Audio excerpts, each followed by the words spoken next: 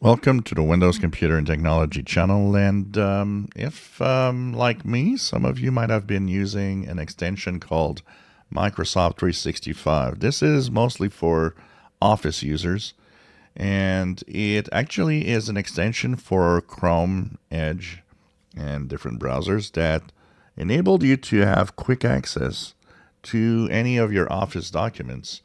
So when you had it installed, you had access to the apps quickly, and you had access to your documents quickly. And it was a way to really go quickly from, something you're doing on the web, opening up Word, or just, using one of the documents maybe that you wanted to modify something.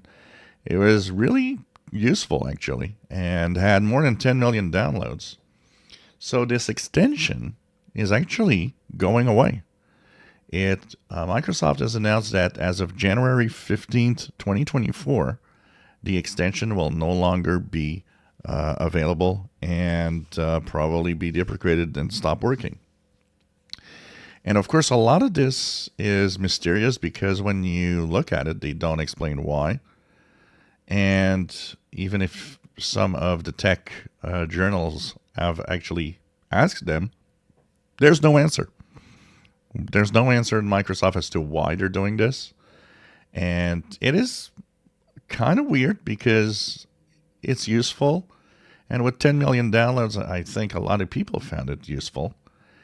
Yet they just don't want to continue with that working on the browser. That is so bizarre. It's one of those decisions. And once again, showing how Microsoft just doesn't know how to, talk to its users. They just do something. There's no mention of why. There's nobody to explain anything. Once again, communications at Microsoft are so deficient. It is so crazy. They really need to have a better team that communicates information to everybody. So if you were one of those that was using that Microsoft 365 extension, that, by the way, was called in the past Office extension, it's going away on January 15th, 2024.